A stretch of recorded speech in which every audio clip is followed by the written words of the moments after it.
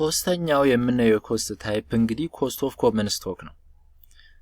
this cost the return that equity investors require on their investment in the firm. equity investors አሉ ኮመን ስቶክን ሆልድ የሚያደርጉ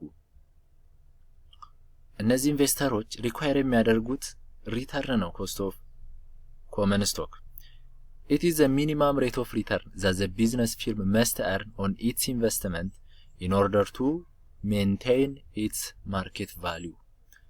market value maintain ለማድረግ must በቃ earn ማድረግ ያለበት minimum rate of return this cost of stock ነው። የዚህ ኢኩዌሽን cost of common stockን ኮምፒውት በመናደርግበት ጊዜ የምንጠቀመው ኢኩዌሽን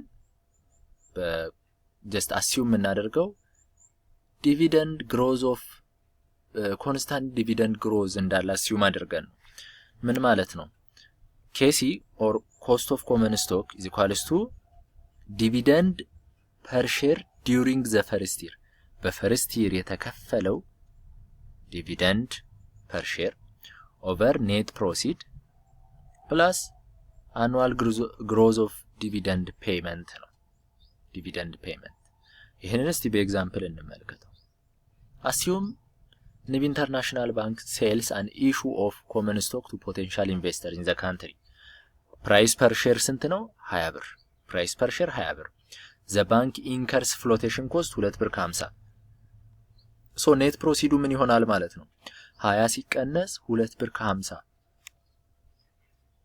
አንድ ሼር በመሸጡ ምክንያት 20 ብር ያገኛል ነገር ግን ያን በመሸጡ ምክንያት 2 ብር ከ50 ይወጣል so ኔትሊ የሚገባ ፕሮሲድ የሚያደርገው ስንት ነው 17 ብር ከ50 ሳንቲም ማለት ነው per share the current dividend of the bank's common stock is 2 ብር ነው per share current dividend 2 ብር ነው expected grow annually በ5% grow ያደርጋል ተብሎ ኤክስፔክት ይደረጋል the net proceed አሁን እንዳልኳችሁ 17 ብር ከ50 ነው 20 ብር ሲቀነስ 2 ብር ከ50 17 ብር ከ50 current year dividend ስንት ነው 2 ብር per share ነው 2 ብር per share so dividend growth rateአችን per year 5% ከሆነ dividend in year 1 is አሁን እቺ D1 ነው አይደል ለኮምፒቲሽን የምንጠቀማት መጀመሪያ ግን D1ን ማግኘት አለብን D1 ደግሞ እንዴት ነው የምትገኘው current year dividend times 1 plus growth rate 2 ብር currently ይከፍላል multiplied by 1 plus 0.05 በgrowth rate ማለት ነው ዘን 2 ብር ከ10 ሳንቲም እናገኛለን 2 ብር ከ10 ሳንቲም እናገኛለን በአንድ year በ5% የሚያድግ አሁን current ላይ ካለበት በአንድ year በ5% የሚያድግ ከሆነ ምን ያህል ይሆናል ማለት ነው ዲቪደንዱ 2 ብር ከ10 ይሆናል ማለት ነው thus cost of equity or ደግሞ cost of common stock simply D1 dividend in year 1 2 ብር ከ10 ሳንቲም ማለት ነው over net proceed ያልናት selling price minus flotation cost 20 ሲቀነስ 2 ከ50 17 ከ50 ሲደመር 0.05 growth rate 17 ብር ከ50 እናገኛለን ማለት ነው እንግዲህ common stock cost no need of tax adjustment ነው በቃ dividend tax deductible የለውም the only tax deductible ያለው ማን ነው only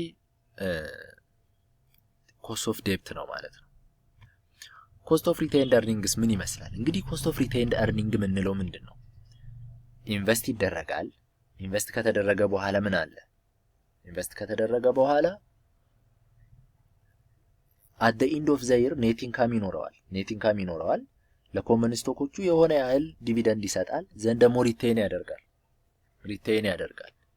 so retained earnings represent profit earned during the current year and available to common stockholders that the business firm decide reinvest in itself rather than pay out as dividend አሁን net income ካለን አሁን ለፕሪፈርድ ሰጠን ለኮመን ለዴብት ሆልደሮቻችን ያለብንን ዕዳ ቀጥታ ከጨረስ ኔት ኢንካሙ በጠቅላላ የማን ድርሻ ነው የኮመን ስቶክ ሆልደሮች ነው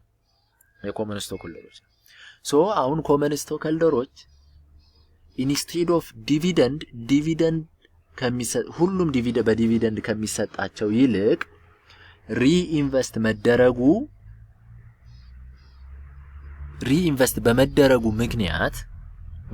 ምክንያት ምን ይፈልጋሉ? ሪተርን ይፈልጋሉ። ምን ማለት ነው? መጀመሪያ 12 ብር ኔት ኢንካም አገኘን። አንዱን ብር ኮስት ኦፍ ዴፕት ነው እንበለው፣ አንዱን ብር ደግሞ ኮስት ኦፍ ፕሪፈርድ ስቶክ ነው እንበለው። ዘን ፋይናሊ ስንት ብር ቀረ? 10 ብር ቀረ። 10 ብሩ የማን ነው? የኮመን ስቶክ ሆልደሮች ነው። ግን ካምፓኒው ሪኢንቨስት ማድረግ አለበት። ሶ ምን ብሎ አሰበ? 4ቱን ብር ለዲቪደንድ ላከፋፍለው፣ 6ቱን ብር ለሪቴይንድ ኤርኒንግ ልጠቀመው አለ። ምን እያለ ነው ማለት ነው? 10 ብሩ አሁን ለምሳሌ የነበሩት ኢንቨስተሮች 4 ኢንቨስተሮች ከሆኑ ኔት ኢንካሙ 10 ብሩ በጠቅላላ ቢከፋፈላቸው ስንት ሊደርሳቸው ነው?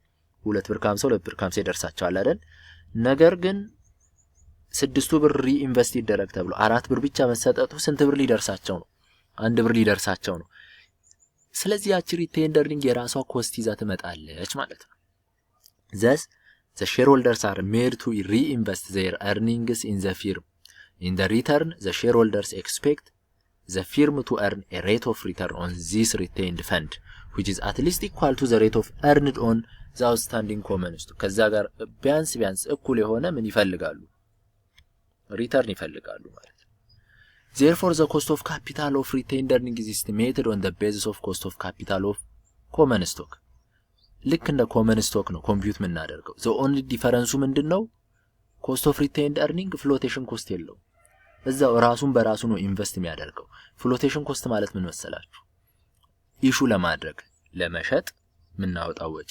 ለምሳሌ ኮመን ስቶክን ኢሹ ስናደርግ ኢትስ ክሊር አይደል? ፍሎቴሽን ኮስት አለው። ለኢንቨስትመንት ባንኮች ከካፒታል ማርኬት ጋር ተያይዞ ምን አለ የሚመጣ ወጪ እንከፍላለን። ሪቴይንድ ኤርኒንግ ግን ራሳችን እንደ ኢንካም ያዝነው ነው ራሱን ነው ኢንቨስት የምናደርገው። ወጥተን ፍሎቴሽን ኮስት አይጠይቀንም ማለት ነው። ሶ በኮመን ስቶክ አማካኝነት ኮምፒውት እናደርጋለን። ኦኬ ሶ በዚህ ምክንያት ፍሎቴሽን ኮስት ስለሌለው ኢንስቲድ ኦፍ ኔት ፕሮሲድ ቅድም ኔት ፕሮሲድ ምናል ሴሊንግ ፕራይስ ማይነስ ፍሎቴሽን ኮስት አላለም።